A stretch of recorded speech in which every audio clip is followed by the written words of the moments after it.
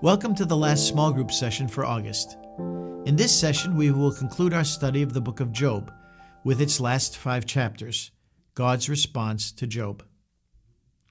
At this point in the story, Job has suffered great personal strife, defended his innocence against his friends, and has been asking for the chance to vindicate himself before God and to find out why he has been made to suffer. Considering what Job's relationship with God was like, this request seems pretty reasonable. But when God breaks his silence in chapter 38, after Elihu's speech, he does not answer Job's questions. Instead, God takes a different approach and proceeds to ask a series of questions that show how little Job really knows. In chapters 38, 39, and part of 40, God speaks about his creation and all the details that went into this creation that people cannot even fathom. Through these details, many comparisons can be drawn about God and humans. God is everlasting, and our earthly time is limited. He has knowledge of all things, whereas we are ignorant in so many things.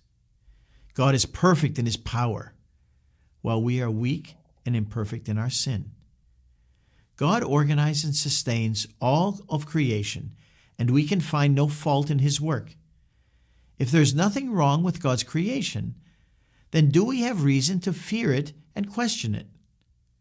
Job has been questioning God about the trials he has suffered through the course of the book, not fully understanding that God is in complete control and has a plan for all things and experiences in life.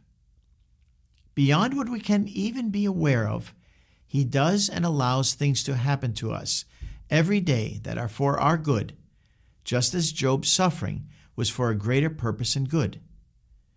God's first speech to Job has its intended effect. Job realizes his smallness compared to God's infinite greatness and quickly recants, "I am nothing.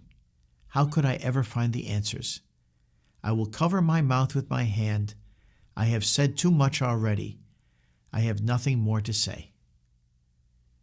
Job realizes his error in wanting to reason with God and yields himself to the one who knows all. Job's humility is expressed through his choice to say nothing more. The voices of his friends couldn't keep Job from defending himself, but the voice of God makes him realize that there is nothing he can say to justify himself. God knows all, and we can neither comprehend nor compel him. Job realizes this and accepts and surrenders to God's plans for his life without knowing what his future will hold. When we continue with the story in chapters 40 and 41, we see that while Job has now recognized his error and repents for it, God still wants to show him that there is even more to understand about his creation. No one can ever fully know everything about God, so there is always more we can learn. God speaks about the creatures he has made, specifically the behemoth and the leviathan. God set forth his power through the creation of these animals, which are fearful yet majestic, untamable yet wonderful. If no living thing has a chance against these creatures except God, then we do not want to ever try to stand against him. Job again realizes God's mightiness and humbles himself before God to repent. "I know that you can do everything, and that no purpose of yours can be withheld from you. Therefore I have uttered what I did not understand, things too wonderful for me, which I did not know. I have heard of you by the hearing of the ear, but now my eyes see you. Therefore I abhor myself and repent in dust and ashes." Job recognizes that while he had a relationship with God before, he wasn't seeing him fully. Now, after getting a glimpse of the omnipotence of God, Job has come to understand that while God is too great for human comprehension, all Job really needs to understand is that God will always be in his life as a comforter and provider of strength. To conclude the story of Job, God instructs him to intercede for his friends who have made claims against God that were untrue.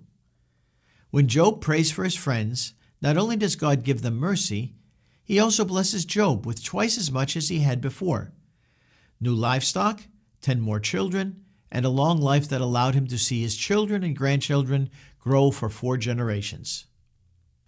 From this ending, we can understand that while our suffering won't necessarily be rewarded monetarily or with earthly things, we know that God can work good through suffering. If we want his plans to guide our lives, they will always lead us to a great ending, an ending where we can be with him eternally. As we finish studying about Job this month, let's look back and extract the teachings that we can apply to our own lives. We want to always trust that God has a purpose for our lives in times of abundance and times of struggle. We cannot impose our human perceptions of things like justice and sin on God. God's love can be felt through his comfort during trials, but also through the redirection and refinement of our lives that we experience after living through such trials. We want to experience an intimate relationship with God, and that can happen through open communication and honesty with him. God is omniscient and all-powerful, and we want to be humble before him. You can now turn to your guides and answer the discussion questions.